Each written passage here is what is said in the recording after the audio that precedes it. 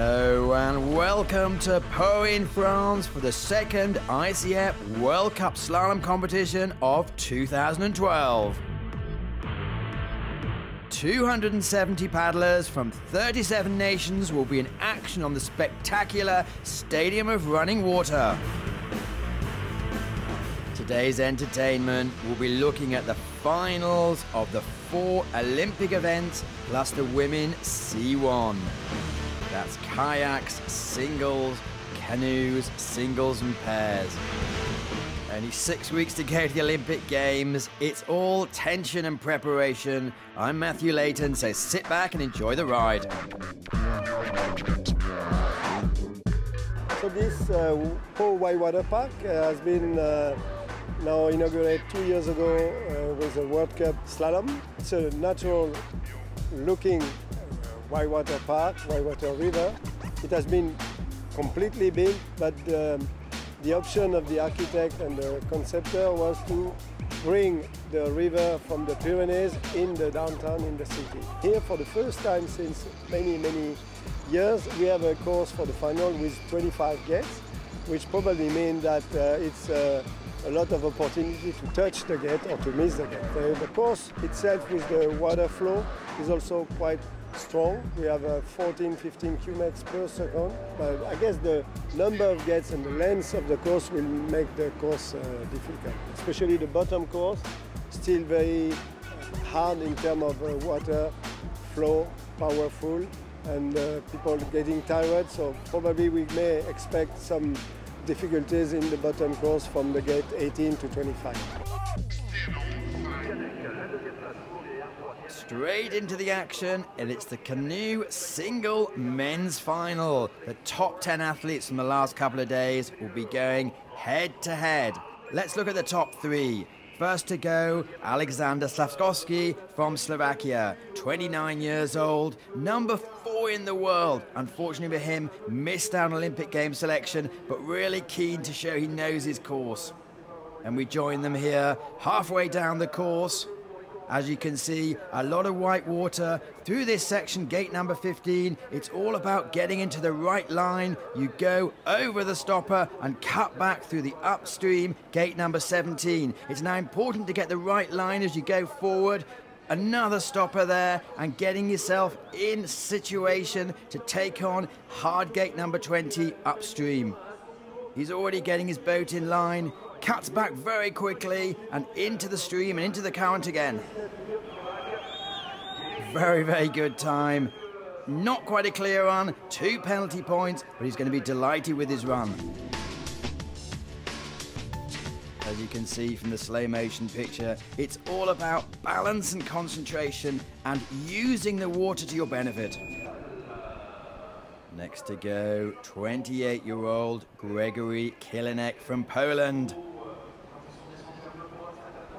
As he slaloms through gate number 11 and 12, cuts back around 13, makes it look very easy, and into the main flow. As you can see, they're in the canoes, which means they're actually kneeling in their boat. It gives them the chance to bend and have the flexibility that they need to get down this very difficult course. 2 penalty points, but the time is not bad as he cuts back from the upstream and gets the boat pointing in the right direction. At this level, it's a real mental, physical, and technical test of their ability. These are the best canoeists in the world on one of the most technically challenging courses. Using the strength of the current. Last few, sprint across the line, and that was good enough for second position. It's all about putting the boat in the right position. You don't want to get caught in a stopper.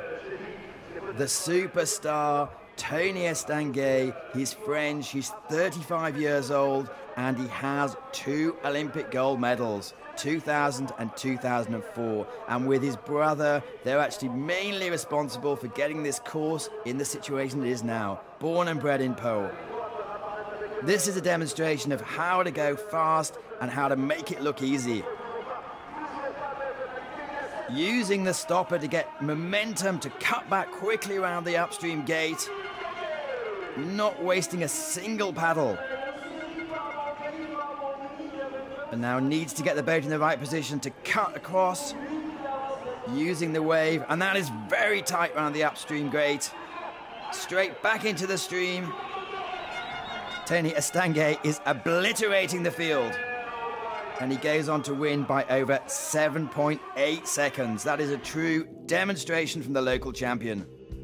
At this level, it's almost an art form. That's the men's C1 category.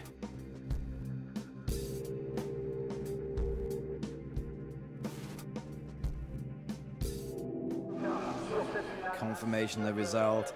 An outstanding victory for Tony Estanguet from France. Second Poland, third Slovakia.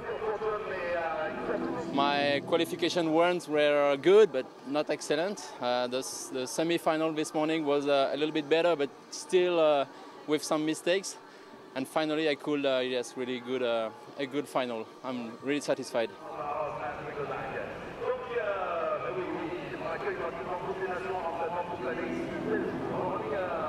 Switching disciplines, we go onto the men's single kayaks. Remember, this is where they're sitting in the boat and they have two blades on the paddle. But expect about the same sort of time. In action here, 23-year-old Australian Lucien Delfort. Not helping himself there. He just touches the downstream gate. But the time in general is not bad. He's very fluid, he's getting himself a good line. Coached by Miriam Fox, remember she won 2 gold medals in the World Championships.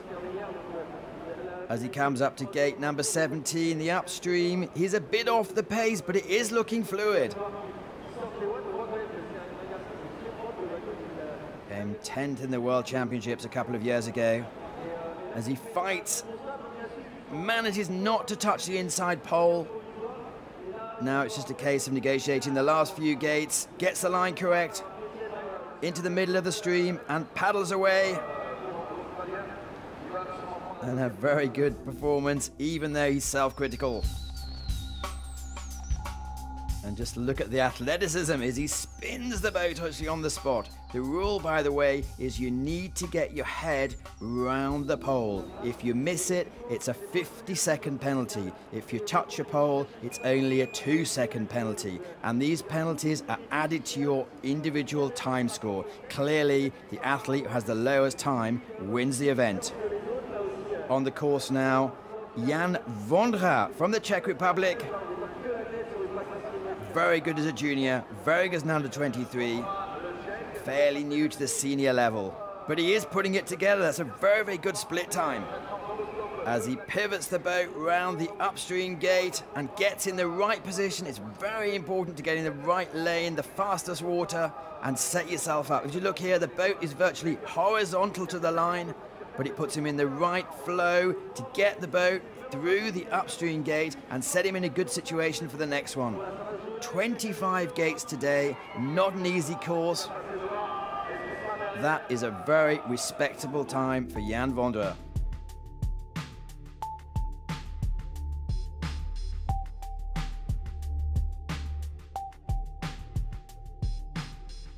Doesn't matter how you do it, as long as you get round, as long as you get your head round, it's all that counts.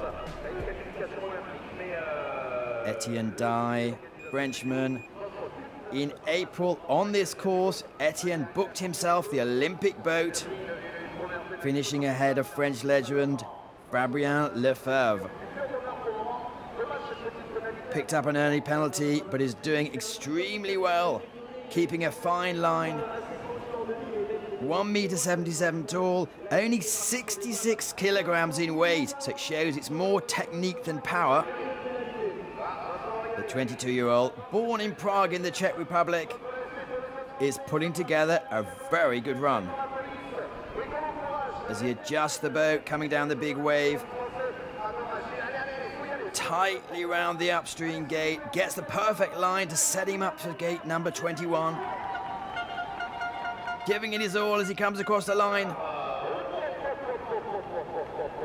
Not happy, but he did win the event. Last week he was second in Cardiff and most unhappy. This guy setting himself extraordinarily high standards. That's Etienne Dye for France, a name to certainly look out for in the future.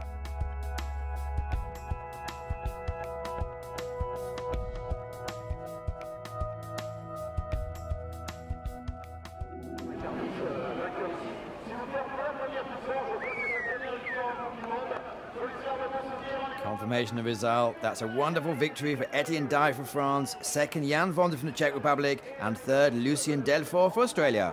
The beginning of the run was difficult. I took the gate 4, I think, but the race is not finished, so I go fast to the end, and finally it was a very good run.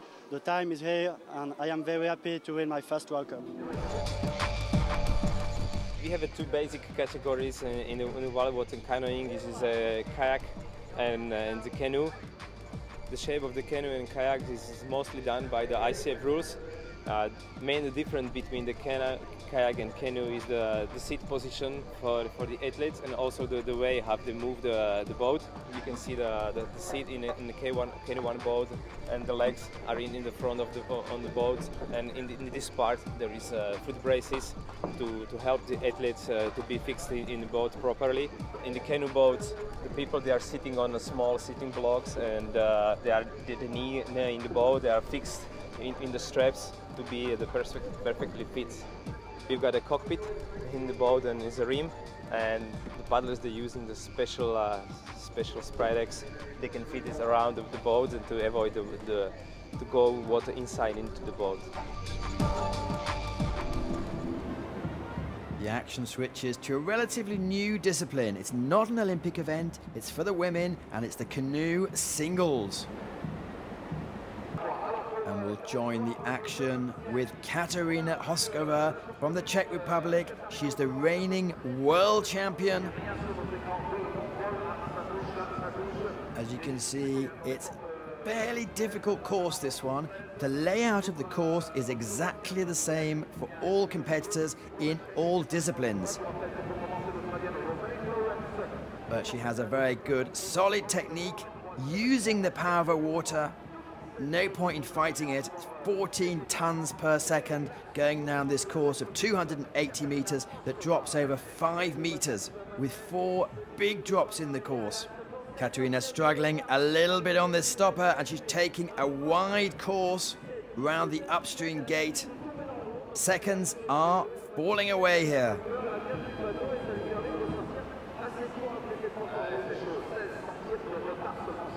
Now she needs to set the boat up, going across the flow to get herself in the right position to go through the eddy, using the flow of the water always for her benefit. Masses of experience. It's been a tough run, but it is a good run, and eventually she comes home and takes a second spot.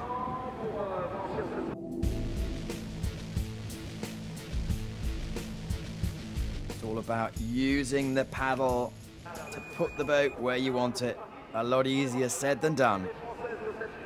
In action, another French paddler. The French are having an excellent competition so far. It's not surprising. It is their home course. We're in Pau in the southwest of France.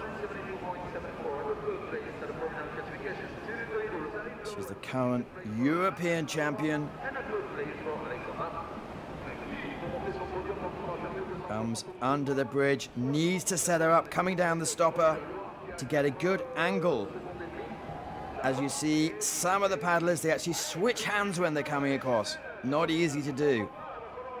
There she goes, switching it again, but setting herself up in a perfect position to negotiate these gates. Although the river's probably 10 meters wide, mentally, they're only going through a course of about 2 meters. That's what they've seen and prepared before. A good time, 4 penalty seconds, but she's still up on the others. Again, switching hands for the paddles. And paddles through. This is an excellent time and proved enough for the victory.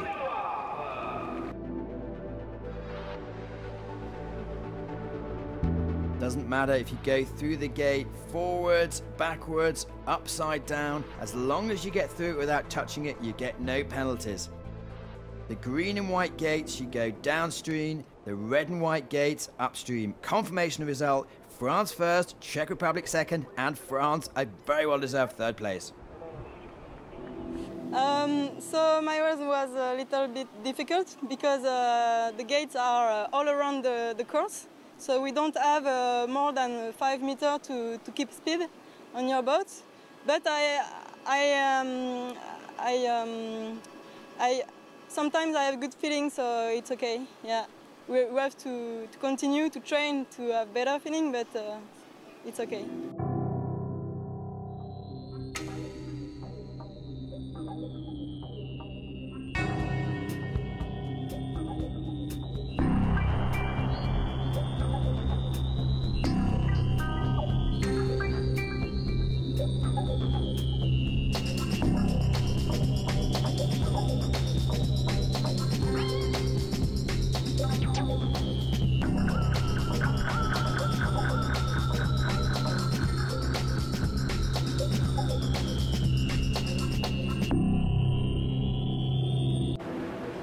The action continues, staying with the women, and it's the single kayaks. Some big names missing, including 4 ex-world champions who actually were in the event but hadn't made it through, including Karina Kulne, who's won the championship the last 2 years, and Jana Dukatova.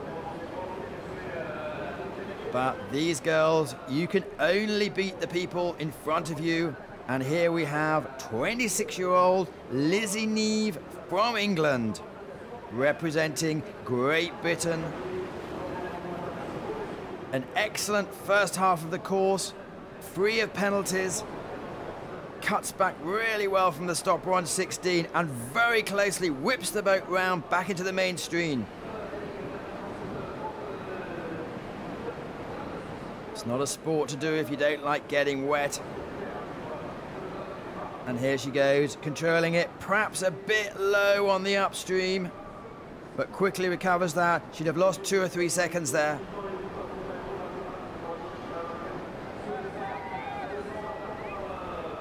Paddles over, takes the first rank at the moment. 10 women in this final, and we're looking at the top 3.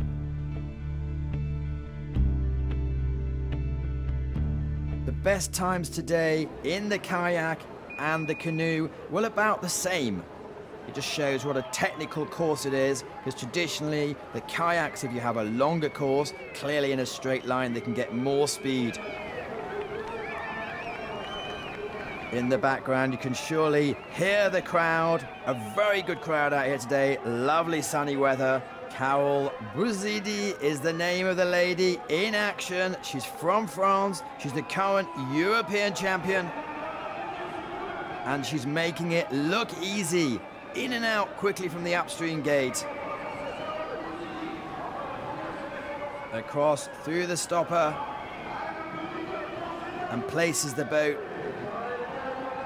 Well, that is as close as you can get to perfection as she comes through, in and out. Putting together an excellent run.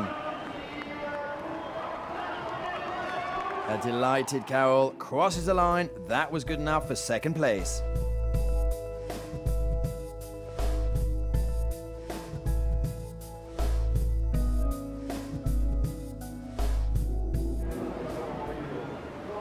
Next to go, Maylin Schucher from Spain, 29 years old. Won last week in Cardiff. And you can see why. Very tight, not wasting any time at all. Round the upstream 13 and sets herself the perfect line to continue the course. It's all about planning for the next gate. Not the biggest paddler in the world, but very efficient.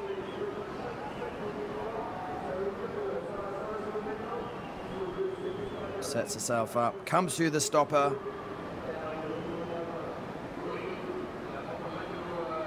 The perfect line, uses the speed of the eddy, pushes herself back into the main current. And this is how to master the course. It's not her home course, but she knows how to do it better than anyone else today, and delighted with the victory, second time in a row.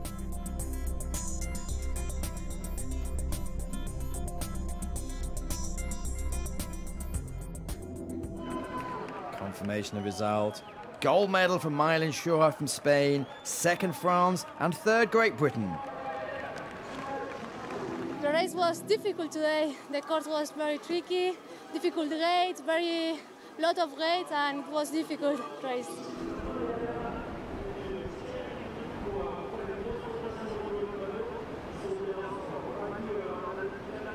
This is most exciting discipline the sport has to offer. 2 men in a boat. It's the Canadian double final.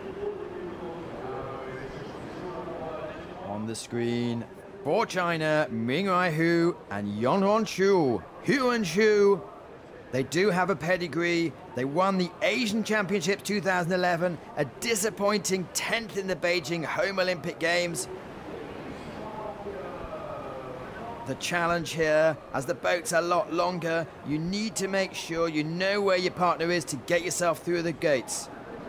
To make it really, really simple, the paddler in the front provides the engine, and the paddler in the back, the stern, he's the one sorting out the directional problems.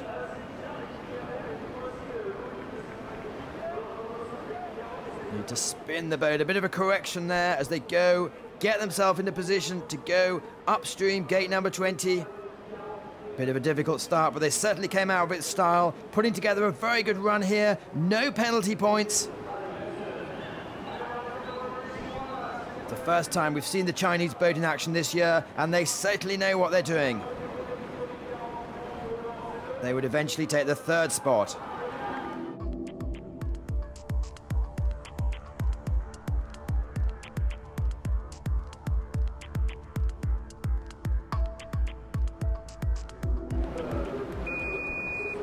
Next to tackle the 280 meters, 25 gate artificial course in Pau in France is the Skanta cousins, Ladislav and Peter. Number 2 in the world. They have European Championship golds, World Championship medals. And they're making the course today look almost easy. Maybe that's because their biggest rivals in Slovakia, the Hochschorner twins, are not in action today. They're keeping their preparations to themselves for the London Olympic Games. At the split time they were leading, only 2 penalty seconds against them. And a textbook approach and finish to the upstream gate. The advantage of being the same family, they obviously know each other inside out. And they would eventually finish in 2nd place.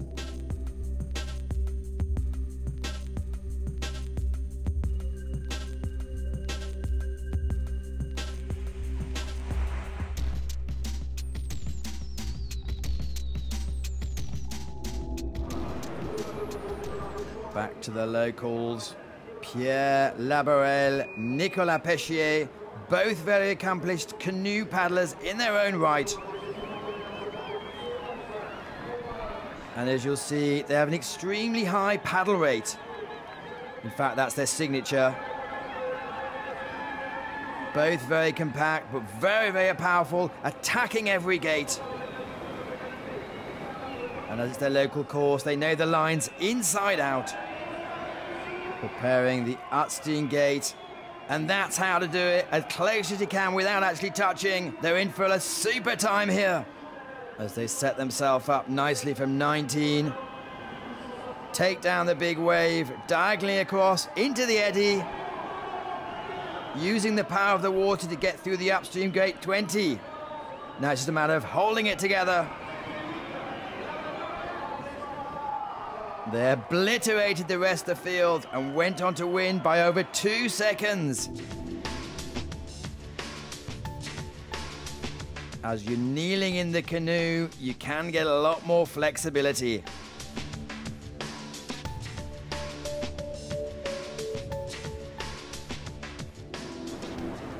Confirmation of the result. 1st France, 2nd Slovakia, and 3rd China. It was quite hard. We were lucky to be at home because we know the course very good. But the design and the course are not easy to be good in.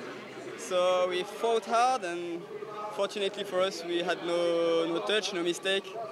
That gave us the 1st place. That's it from the ICF Canoe Slalom World Cup in Pau Pyrenees, who are candidates for the World Championships 2017. Thanks for tuning in, and join us next week. We'll be on the Spanish 1992 Olympic course.